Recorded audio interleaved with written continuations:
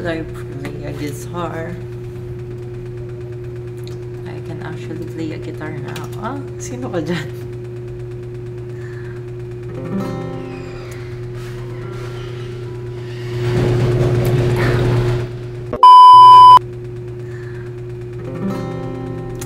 Hi guys! What's up guys? Welcome back to my channel. Sa mga raindrops na nanonood ngayon, it's been a while. Not just a while, it's been years since the last time that I did a vlog like this. Nung ganito pa ako. So, ayun na nga po. I guess it's 2 years ago since yung last time. Ano pa yun? During pandemic pa. And alam nyo na yun guys, mahihain po kasi ako before. So, ngayon makapal na mukha ako. Actually, I've been vlogging since last year. Not just last year. Since 2022. And ngayon 2024 na. Tapos yung mga vlog na yun, nandun lang sa laptop ko, sa phone ko. Hindi ko siya na-edit. Kasi wala akong masyadong time to edit. Tsaka nga, syempre, medyo nahihiya ako. Since hindi smooth yung mga content ko, hindi siya continuous, kumbaga, na may mga sunod-sunod na ginagawa ko talaga. Kaya, nahirapan akong mag-release pa paano ba, ganito, ganyan. So, this time, I want to be back on vlogging. This is part of, yung memory na binubuo mo. Kumbaga, andyan siya, nababalikan mo. And even pag tinitignan ko din talaga yung YouTube ko, nakikita ko yung memories, paano yung mga dati. So, ayun na nga, hindi ko papahabain yung intro ko. Intro na yun eh.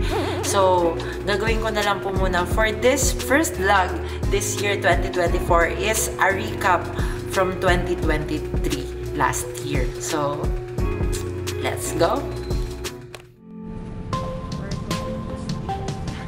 This is my first travel vlog in year 2023. And it was with my classmate. This is right after our class kasi isa lang class namin that day. I am with Denise, Lord, and Jerry.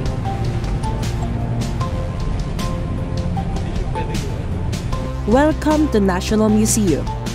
National Museum operates 3, which are National Museum of Fine Arts, National Museum of Anthropology, and the National Museum of Natural History, which where we are right now.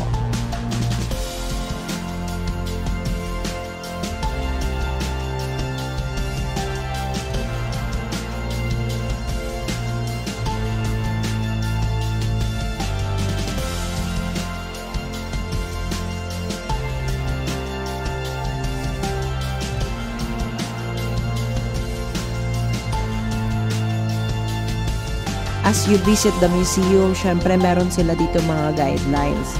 And as a respect for the museum, syempre we need to follow those rules by simply not taking pictures with flash and bawal magsuot ng cap inside the museum.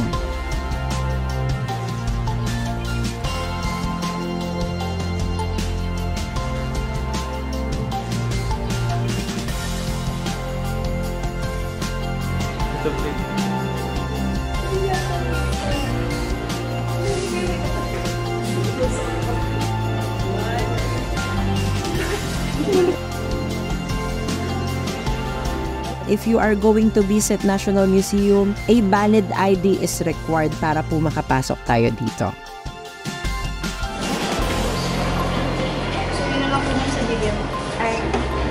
Hindi ko na po pala masyadong ipinakita yung iba because the museum itself do not advise na mag-video po tayo since they encourage people to come over to see what is inside the museum by themselves. So, ayun na nga mga kapuso, nandito tayo ngayon sa National Museum. If you guys want to visit National Museum, admission is for free. So, pwede kayo mag-visit doon kahit walk-in lang kayo. But if you are a group, more than 20 kayo, available ang kanilang pagpapabook in advance. Mas maganda na makapagpabook po tayo since they will provide a tour guide inside. So, if you are just walk-in, you will be the one to guide yourself inside.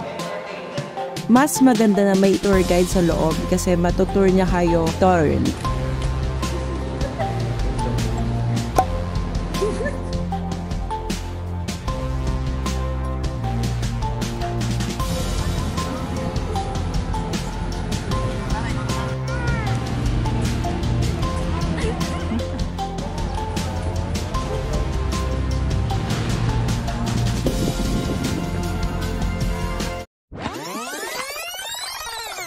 And this one is not from 2023. It is from 2022. Nagkaroon po ako ng laptop and I'm really thankful kasi ang laking tulong noon.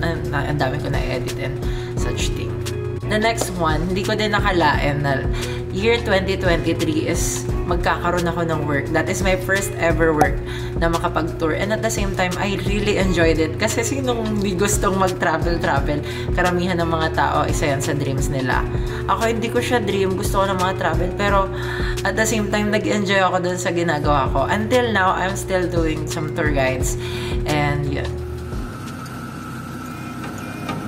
Let me share to you one of my tours. This is my favorite tour actually, kaya ito yung naisip ko ding i-share. And dito lang talaga ako nakapag-vlog. Gawa nga na nag-enjoy talaga ako dito sa tour na to. So there's a story behind that. Diba may napakita ko kanina na picture na walang ligo. So ito yung tour na wala akong ligo. And our first stop is San Guillermo Sunken Church at Bacolor, Pampanga. So here we are at Pampanga. So kilala nga ang Pampanga as the culinary capital of the Philippines.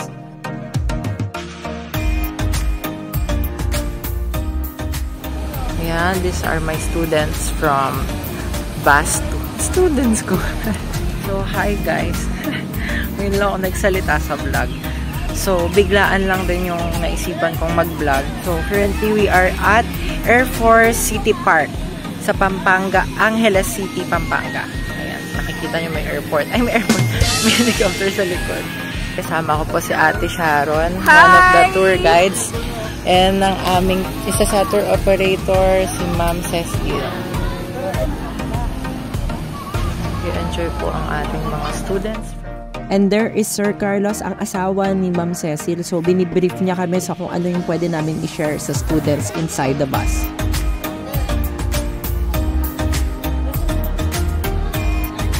And here we are at Dinosaur Island. It was the first ever animatronics dinosaur park in the country and was opened in year 2012. Ayan na, papasok kami. Baka mamaya mabitawin mo yan, nakakagulat daw dito sa loob. Nako. It is uniquely located in a forest trail in Clark, Pampanga.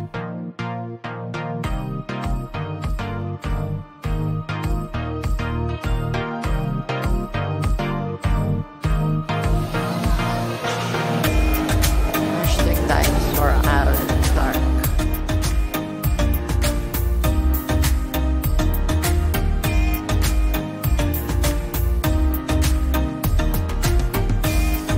It opens from 8 a.m. to 5 p.m. daily.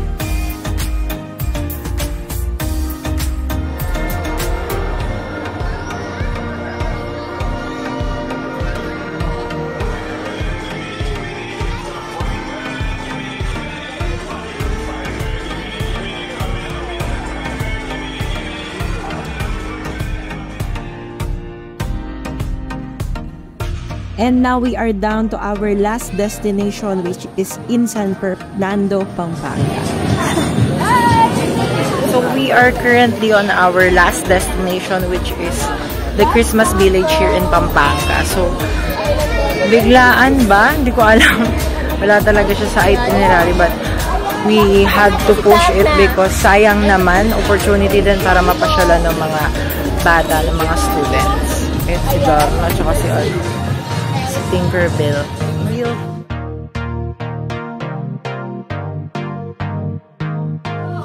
Ang ganda.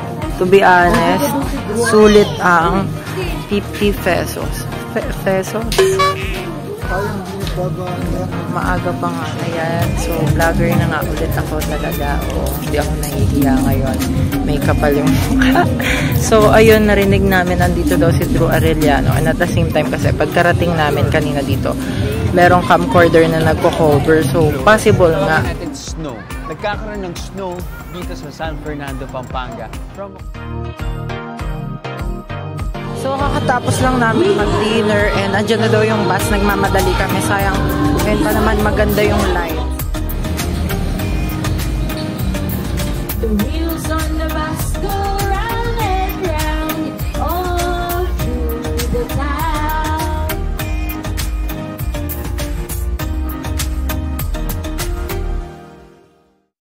And ayun na nga guys, so nakikita nyo ngayon dito sa kanina pa gamit ko to. Nakakamera na po ako. Praise God dahil nabigyan po ako ng camera. Ayun po, inawitan ko si Tio.